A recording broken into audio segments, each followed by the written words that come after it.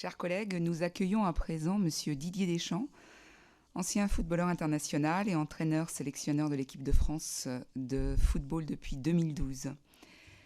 Monsieur, je vous souhaite la bienvenue et vous remercie de votre disponibilité pour répondre à nos questions. Nous avons entamé les travaux de cette commission d'enquête sur l'identification des défaillances de fonctionnement au sein des fédérations françaises de sport, du monde sportif et des organismes de gouvernance du monde sportif depuis le 20 juillet dernier. L'Assemblée nationale a décidé de sa création à la suite de très nombreuses révélations publiques de sportives et sportifs et de diverses affaires judiciaires ayant trait à la gestion de certaines fédérations. Nos travaux portent donc sur 3 axes.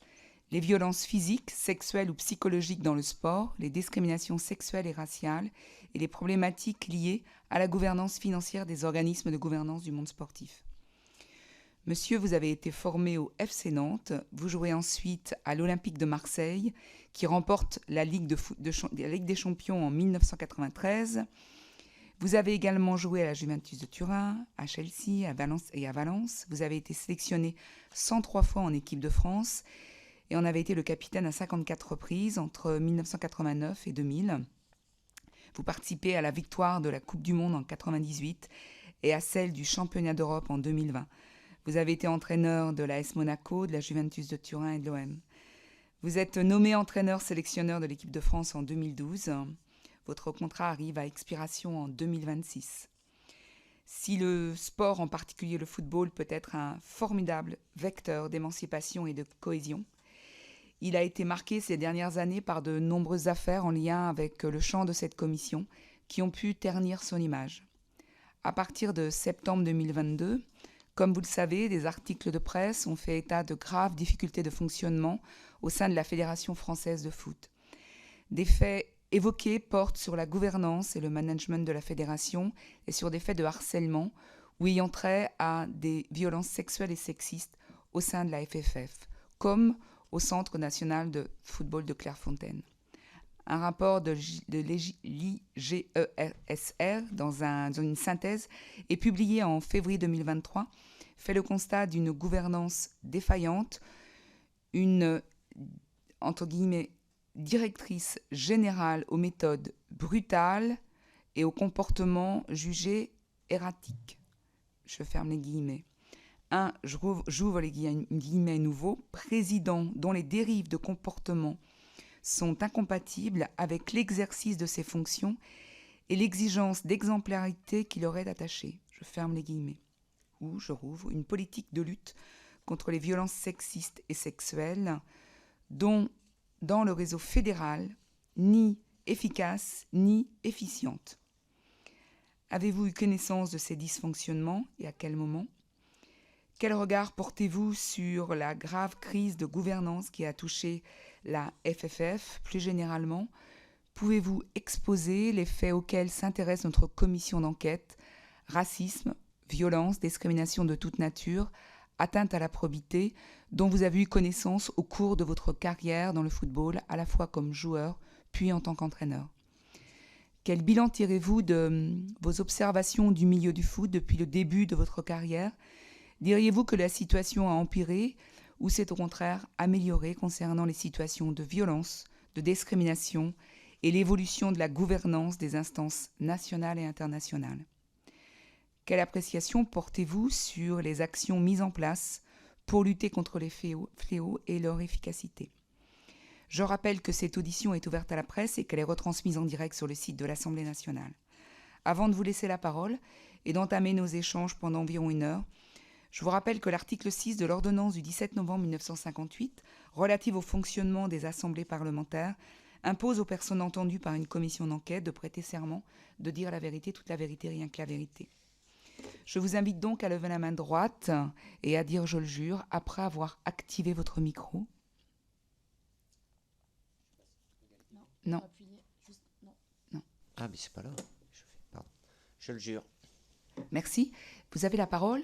Quand vous avez terminé vos propos, vous fermez votre micro, voilà, comme vous avez dit tout à l'heure, pour laisser la parole à Madame la rapporteure. D'accord. Merci à vous. Merci Madame la Présidente pour votre invitation. Avant de répondre à vos questions, je voulais juste préciser le cadre dans lequel je suis amené à intervenir en tant que sélectionneur de l'équipe de France A masculine. Je suis amené à être fréquemment au Centre technique national du football à Clairefontaine, dans un lieu bien particulier qui est appelé, entre guillemets, pour reprendre l'expression, le château, qui est complètement isolé par rapport aux bâtiments administratifs et les autres secteurs de la formation et préformation qui ont lieu à Clairefontaine. Donc là, c'est pendant la période de stage, bien évidemment, de préparation pour les matchs de l'équipe de France A. Dans ce calendrier qui est fixé bien évidemment par les instances internationales, à savoir l'UEFA et la FIFA pour les différentes compétitions.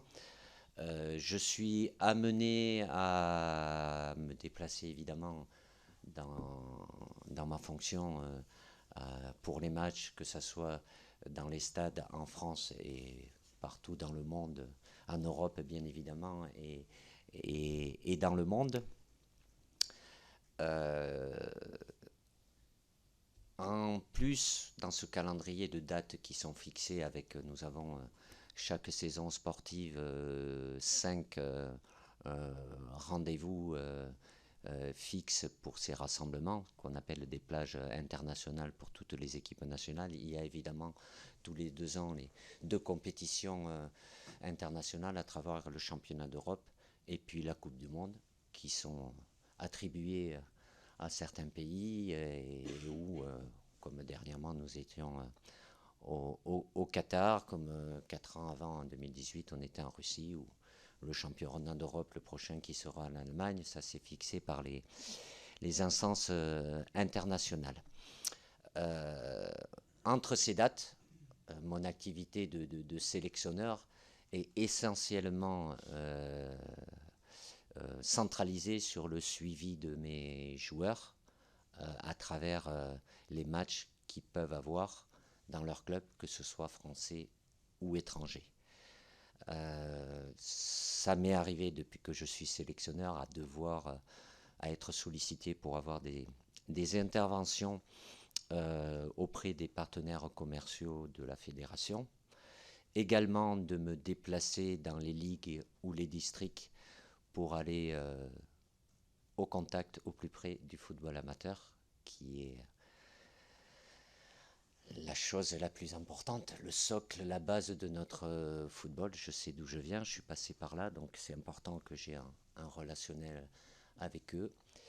Ajouté à ça, j'ai été amené aussi ponctuellement à intervenir auprès de la direction technique nationale en ce qui concerne la formation de cadres, de par mon vécu et mon expérience.